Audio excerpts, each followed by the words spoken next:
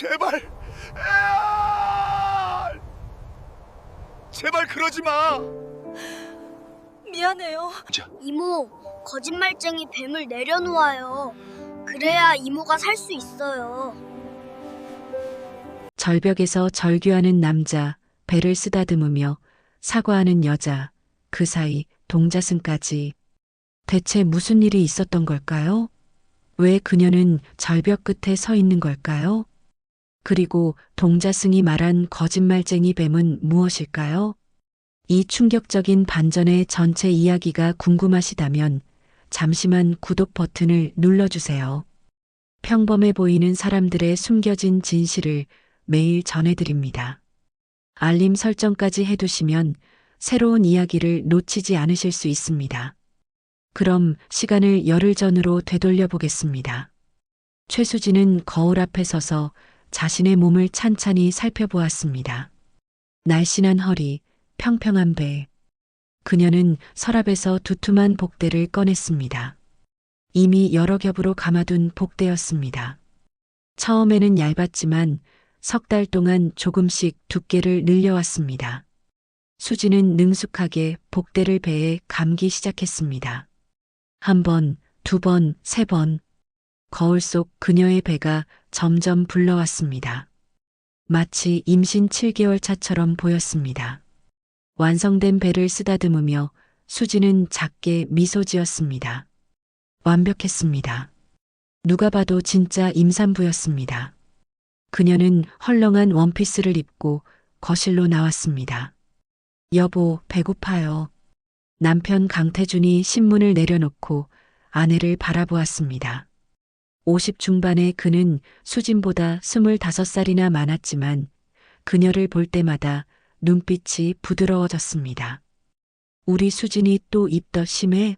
뭐 먹고 싶은데? 딸기가 먹고 싶어요. 알았어. 내가 바로 사올게. 태준이 서둘러 외투를 걸쳤습니다. 수지는 소파에 앉으며 배를 쓰다듬었습니다. 태준이 현관문을 나서려다 돌아와서 그녀의 배에 귀를 갖다 댔습니다. 우리 아기 아빠 다녀올게. 엄마 잘 모시고 있어. 수지는 남편의 머리를 쓰다듬으며 따뜻하게 웃었습니다. 완벽한 아내의 미소였습니다.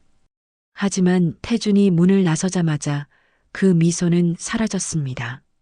수지는 핸드폰을 꺼내 메시지를 확인했습니다. 병원 관계자에게서 온 메시지였습니다. 다음 주 검진 서류 준비 완료. 7개월 진단서 포함. 그녀는 메시지를 삭제하고 핸드폰을 치웠습니다. 저녁 식사 시간, 태주는 딸기를 가득 사왔습니다. 수지는 행복한 표정으로 딸기를 먹었습니다. 태준이 그녀의 손을 잡았습니다. 수진아, 고마워. 내 나이에 아빠가 된다는 게 꿈만 같아. 태준의 눈가에 눈물이 맺혔습니다. 첫 번째 결혼에서는 아이를 갖지 못했습니다. 아내가 일찍 세상을 떠난 뒤 그는 오랫동안 혼자였습니다. 그러다 젊고 아름다운 수진을 만났고 기적처럼 아이까지 생긴 것입니다. 저야말로 감사해요. 이렇게 좋은 남편을 만나서. 수진의 목소리는 진심처럼 들렸습니다. 하지만 그녀의 머릿속은 다른 생각으로 가득했습니다. 재산, 상속, 그리고 완벽한 계획. 결혼 전 수진은 태준의 재산 규모를 철저히 조사했습니다. 부동산만 수백억, 주식과 현금까지 합치면 1,000억이 넘었습니다. 하지만 문제가 있었습니다. 태준의 조카 강윤서가 유일한 혈육이었고 유언장에는 모든 재산이 그에게 상속되도록 되어 있었습니다. 수지는 계획을 세웠습니다. 아이를 낳으면 상속 구도가 바뀔 것이었습니다. 하지만 진짜 임신은 너무 불확실했습니다. 그래서 그녀는 위조 임신을 선택했습니다. 병원 관계자를 매수해서 서류를 만들고 복대로 배를 불리고 완벽하게 연기하는 것. 그리고 출산 예정일이 가까워지면 조산 또는 사산으로 처리하고 슬픔에 빠진 남편을 위로하며 재산의 일부를 챙기는 것. 완벽한 계획이었습니다. 여보, 우리 아기 이름 뭐로 지을까? 태준이 물었습니다. 수지는 잠시 생각하는 척하다가 대답했습니다. 아들이면 준호, 딸이면 서연이 어때요? 좋아. 우리 준호나 서연이. 벌써부터 보고 싶네. 태준이 다시 수진의 배에 손을 얹었습니다. 그의 손은 따뜻했습니다. 하지만 뱃속은 텅 비어 있었습니다. 복대로 채운 거짓뿐이었습니다. 그날 밤 수지는 침대에 누워 천장을 바라보았습니다. 옆에서 태준이 평화롭게 잠들어 있었습니다. 그녀는 복대를 만지작거렸습니다.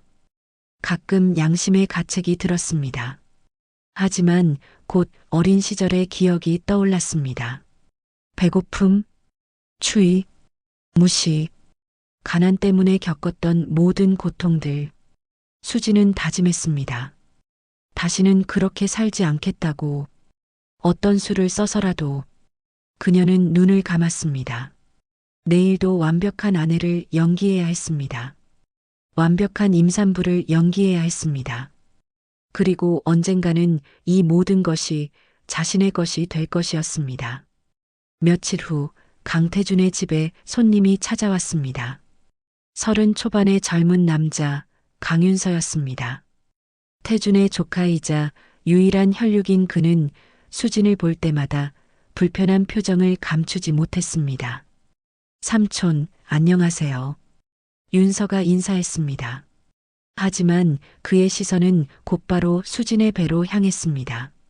수진은 자연스럽게 일어나 허리에 손을 얹었습니다.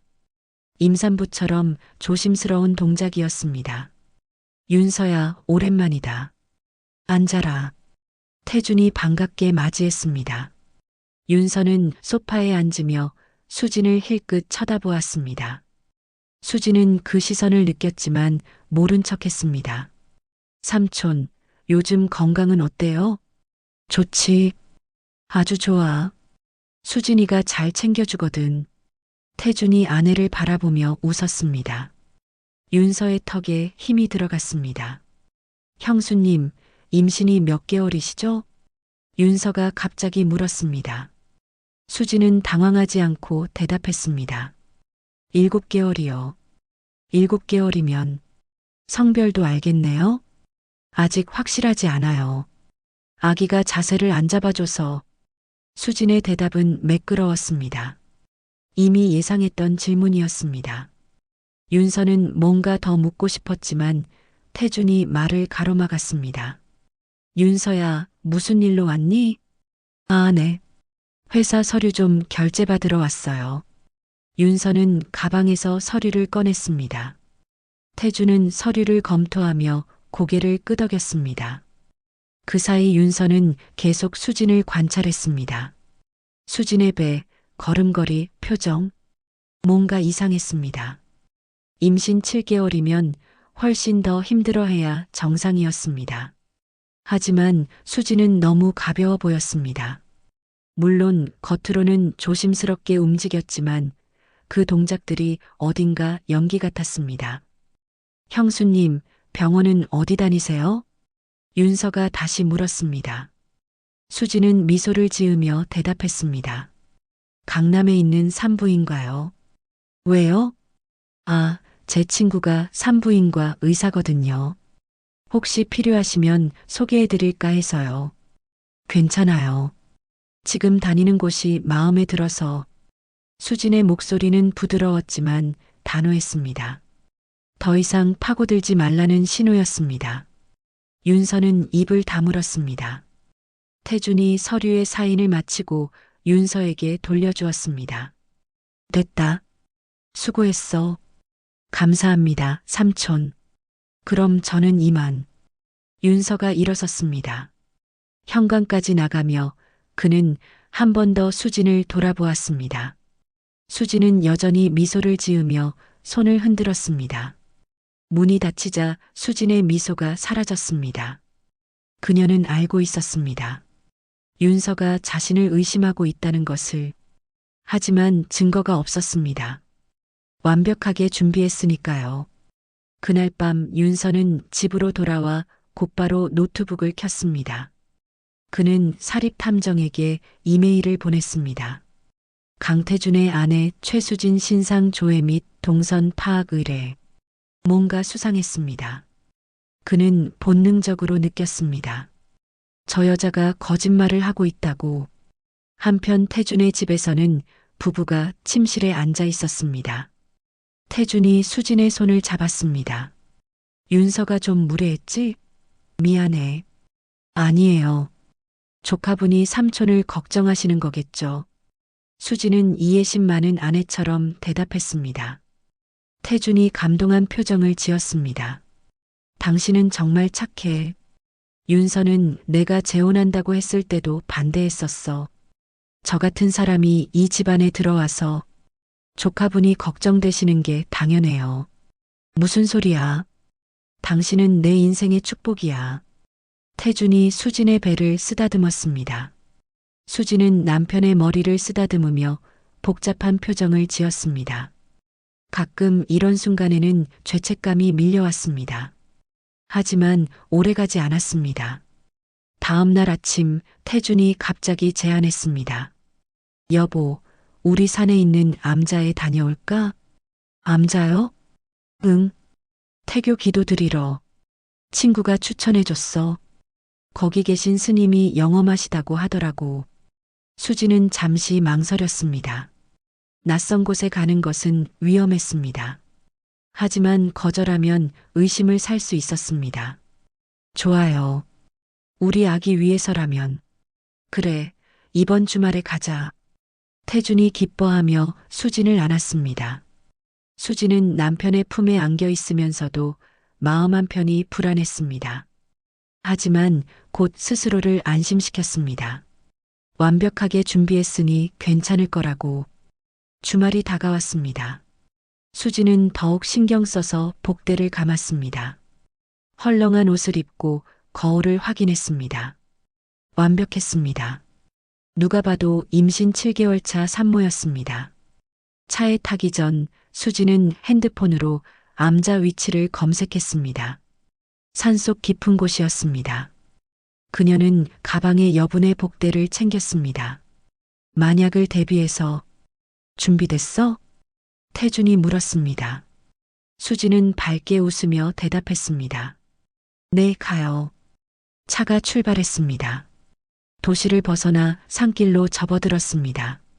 창밖으로 푸른 나무들이 스쳐 지나갔습니다.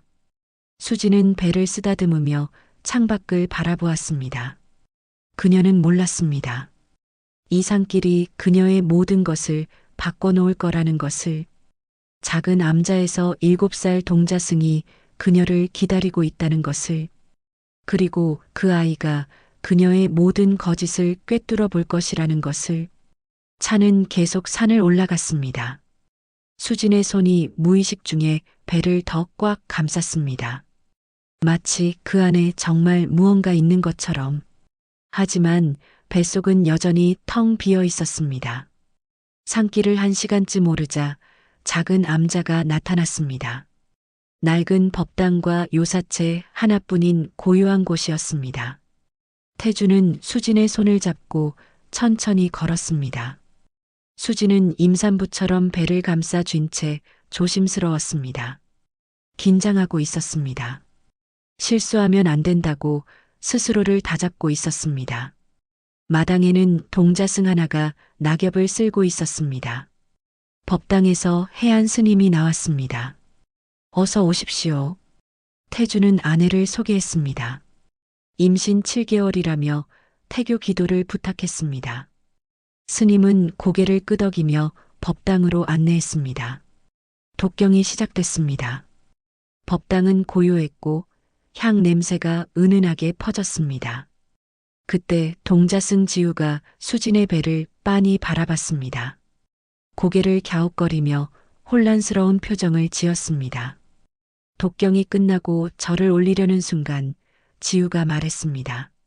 할아버지, 왜 빈 바구니에 절을 하세요? 법당 안이 얼어붙었습니다. 지우는 천진하게 덧붙였습니다. 이모 뱃속에 아무것도 없어요. 텅 비었어요. 수진의 얼굴이 하얗게 질렸습니다. 본능적으로 배를 감싸쥐었습니다. 태주는 아이를 나무랐지만 말끝이 흔들렸습니다. 해안 스님은 지우를 급히 내보냈고 사과했습니다. 태주는 괜찮다며 웃었지만 눈빛에는 미세한 의문이 스쳤습니다. 차를 마시던 중 태준이 물었습니다. 지우가 특별한 아이냐고. 스님은 조심스럽게 말했습니다. 그 아이는 겉이 아니라 진실을 봅니다. 수진의 손에 든 찻잔이 떨렸습니다. 암자를 떠나려는 순간 지우가 다시 다가와 낮게 말했습니다. 거짓말은 커져요. 나중엔 이모를 삼켜요. 차는 산을 내려갔습니다. 침묵이 흘렀습니다. 아까 말 신경 쓰이지? 수진은 괜찮다고 했습니다. 하지만 창밖을 보며 배를 쓸어내렸습니다. 복대 안은 텅 비어 있었습니다. 그날 밤 수진은 잠들지 못했습니다. 아이의 눈빛과 말이 계속 떠올랐습니다. 암자에서 돌아온 뒤 수진은 더 완벽한 임산부를 연기했습니다.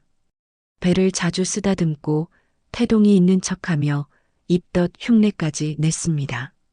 여보, 아기가 또 찼어요. 수진은 태준의 손을 배에 얹게 했습니다. 아무 느낌도 없었지만 태준은 웃었습니다. 다만 그 웃음은 어색했습니다. 수진은 변화를 느꼈지만 모른 척했습니다. 며칠 후 윤서가 집을 찾아와 태준을 서재로 불렀습니다.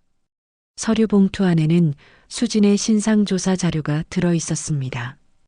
가난한 성장 환경, 부유한 남자들과의 짧은 연애 기록, 그리고 결정적인 산부인과 기록이 있었습니다. 자궁 기형으로 인한 임신 불가 진단. 3년 전 기록이었습니다. 태준의 얼굴이 창백해졌습니다. 윤서는 최근 수진의 동선도 설명했습니다. 병원에 간다던 날 실제로는 의료기기 상점을 들렀다는 보고였습니다. 태준은 더 이상 말을 잇지 못하고 윤서를 내보냈습니다. 그날 밤 태준은 거의 말을 하지 않았습니다. 다음 날 아침 그는 수진이 다닌다고 했던 병원에 직접 전화를 걸었습니다. 그런 환자분 기록은 없습니다. 전화기를 내려놓은 태준의 손이 굳었습니다. 그는 책상 위 초음파 사진을 다시 들여다봤습니다.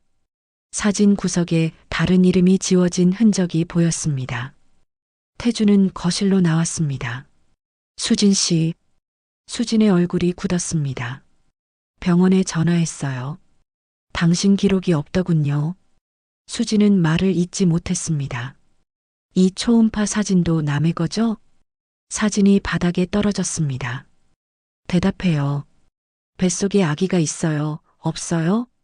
수진은 본능적으로 배를 감싸며 울었습니다. 있어요. 거짓말 그만해. 그 순간 태준은 모든 걸 깨달았습니다.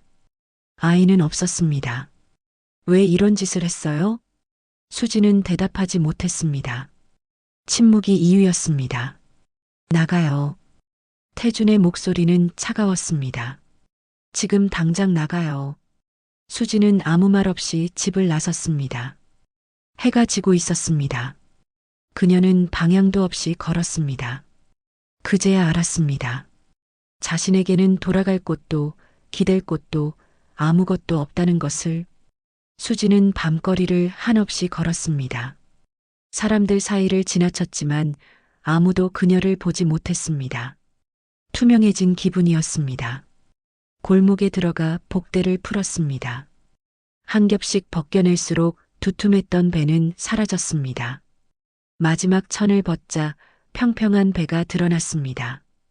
수진은 그 천들을 쓰레기통에 버렸습니다. 석 달 동안 그녀를 임산부로 만들어줬던 거짓이었습니다. 다시 걸었습니다. 갈 곳은 없었습니다. 친구도 가족도 없었습니다.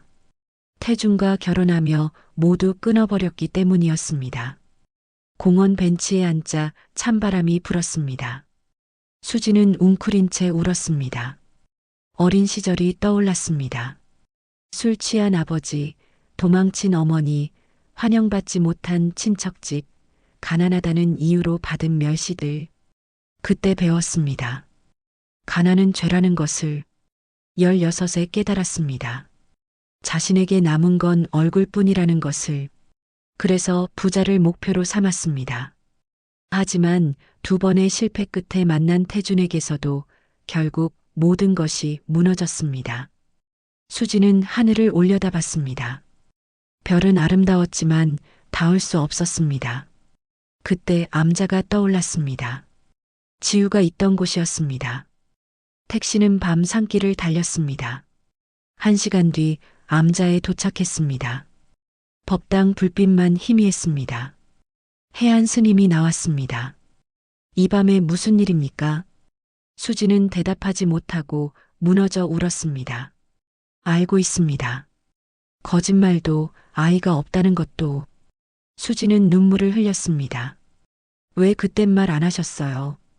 스스로 깨달아야 했기 때문입니다. 스님은 차를 내주었습니다. 보살님은 나쁜 사람이 아닙니다. 상처 입은 사람일 뿐입니다.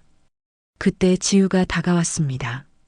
이모, 뱀은 내려놨어요? 수지는 고개를 끄덕였습니다. 그럼 이제 가벼워요? 아니, 더 무거워. 지우는 수진의 손을 잡았습니다. 이모 마음이 보여요. 이제 아픈 마음만 남았어요. 해안 스님이 말했습니다. 거짓은 무너지지만 그 안에서 진짜가 드러납니다. 그날 밤 수지는 암자에서 묵었습니다. 천장을 보며 생각했습니다. 도망칠 것인지 마주할 것인지. 새벽녘 수지는 악몽에서 깨어났습니다. 끝없이 떨어지던 꿈이었습니다. 하지만 이번에는 바닥이 보이고 있었습니다. 새벽 5시 수지는 악몽에서 깼습니다. 창문을 열자 차가운 공기가 스쳤고 동쪽 하늘이 밝아오고 있었습니다. 모든 것이 끝났다고 생각했지만 해는 떠오르고 있었습니다. 마당에서는 해안 스님이 예불을 올리고 계셨습니다. 수지는 법당 뒤에 앉아 조용히 두 손을 모았습니다. 마음이 조금 가라앉았습니다. 그때 암자 입구에서 차 소리가 들렸습니다. 수지는 마당으로 나갔다가 멈췄습니다. 강태준이 서 있었습니다. 하룻밤 사이 수척해진 얼굴이었습니다. 요사체에서 세 사람은 마주 앉았습니다. 태준이 먼저 입을 열었습니다. 왜 그런 짓을 했는지 알고 싶었습니다. 수지는 고개를 숙인 채 대답했습니다. 돈 때문이었습니다. 살아남고 싶었습니다. 그녀는 임신이 불가능한 몸이라는 사실과 그래서 거짓 임신을 꾸몄다고 고백했습니다. 태주는 분노 대신 깊은 한숨을 쉬었습니다. 나는 당신을 사랑했다고 믿었습니다. 저는 사랑을 받아본 적이 없습니다. 수지는 가난과 방치 속에서 자라며 돈만이 안전이라고 믿게 됐다고 말했습니다. 태주는 말없이 들었습니다. 해안 스님이 물었습니다. 아이가 없었다면 이 보살님을 사랑하셨겠습니까? 태주는 대답하지 못했습니다. 잠시 후 고개를 떨구었습니다. 나도 당신을 한 사람으로 보지 않았습니다. 아이를 낳아줄 사람으로만 봤습니다. 두 사람은 서로를 바라봤습니다. 가해자도 피해자도 아니었습니다. 서로를 이용했던 관계였습니다. 수진이 자리에서 일어났습니다. 돌아가지 않겠습니다. 이혼해주세요. 재산도 필요 없습니다. 태주는 붙잡지 못했습니다. 수진은 암자 뒤편 오솔길로 걸어갔습니다. 길 끝에는 절벽이 있었습니다. 아래는 까마득했습니다. 바람이 거세게 불었습니다. 수진은 절벽 끝에 섰습니다. 더 이상 거짓말하지 않아도 되는 삶을 떠올렸습니다. 연기하지 않아도 되는 자유를 생각했습니다. 그녀는 눈을 감고 한 발을 내디뎠습니다. 절벽 끝에 선 수지는 눈을 감았습니다. 바람이 거세게 불었습니다. 한 걸음만 더 나가면 모든 것이 끝날 것 같았습니다. 그때 뒤에서 태준의 목소리가 들렸습니다. 수진 씨. 수지는 돌아보지 않았습니다. 오지 마세요. 태준이 다가서려 하자 수지는 더 끝으로 나갔습니다. 태준은 그 자리에 멈춰 섰습니다. 왜 살아야 하죠? 저는 거짓말쟁이에요. 아니에요. 태준의 목소리가 떨렸습니다. 나도 잘못했어요. 당신을 한 사람으로 보지 않았어요. 수지는 고개를 저었습니다. 그래도 저는 3달 동안 당신을 속였어요. 그때 작은 발소리가 들렸습니다. 지우였습니다. 아이는 조용히 다가와 말했습니다. 이모, 뱀은 다 내려놨어요? 수진이 고개를 끄덕였습니다. 응. 그럼 이제 가벼워요. 아니, 아직 무거워. 지우는 고개를 저었습니다. 아니에요. 이제 진짜 이모가 보여요. 아픈 마음이지만 착한 마음이에요. 수진의 눈에서 눈물이 흘렀습니다. 나는 나쁜 사람이야. 아니에요. 사랑받고 싶었던 거예요. 지우는 작은 손을 내밀었습니다. 다시 시작해야 해요. 이번에는 거짓말 없이. 해안 스님이 다가와 말했습니다. 보살님은 이미 용감합니다. 거짓을 내려놓았기 때문입니다. 이제 살아야 합니다. 태준도 손을 내밀었습니다. 용서할게요. 그리고 미안해요. 당신을 제대로 보지 못했어요. 수지는 두 손을 바라봤습니다. 아이의 손과 남자의 손이 있었습니다. 바람이 불었습니다. 수지는 천천히 뒤로 물러났습니다. 그리고 지우의 손을 잡았습니다. 잘했어요, 이모. 지우가 웃었습니다.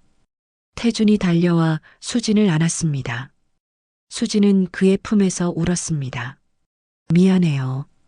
괜찮아요. 해가 떠올랐습니다. 절벽 위로 햇살이 내려앉았습니다. 수지는 숨을 고르며 말했습니다. 다시 시작할게요. 진짜 저로. 태준이 고개를 끄덕였습니다. 지우가 두 사람 사이에서 웃었습니다. 네 사람은 절벽을 떠나 암자로 향했습니다. 새로운 하루가 시작되고 있었습니다. 이번에는 거짓말 없이 천천히 3년이 흘렀습니다. 작은 카페 안에서 수지는 앞치마를 두르고 커피를 내리고 있었습니다. 크지는 않지만 따뜻한 분위기에 그녀가 직접 운영하는 카페였습니다. 절벽에서 내려온 뒤 수진의 삶은 달라졌습니다. 태준과는 이혼했지만 원수로 헤어지지 않았습니다. 태준은 새 출발 자금이라며 작은 도움을 주었고 수지는 그 돈으로 바리스타 자격증을 따 카페를 열었습니다. 처음엔 힘들었습니다. 손님도 적고 적자도 났습니다. 하지만 수지는 포기하지 않았습니다. 정직하게 일했고 거짓말하지 않았습니다. 그러자 단골이 생겼고 카페는 자리를 잡았습니다. 어느 봄날 오후 카페 문이 열렸습니다. 태준이었습니다. 사장님, 오늘의 커피 주세요. 두 사람은 편안한 친구처럼 이야기를 나눴습니다. 과거는 지나간 일이었습니다. 수진에게는 아직 말하지 않은 비밀이 있었습니다. 카페 단골이던 초등학교 교사와 결혼했고 한 달 전 임신 사실을 알게 된 것이었습니다. 의사는 기적이라고 했습니다. 수지는 조심스럽게 말했습니다. 저 임신했어요.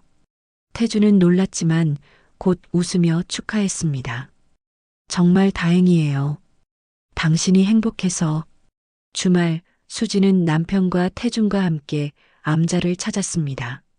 3년 만에 방문이었습니다.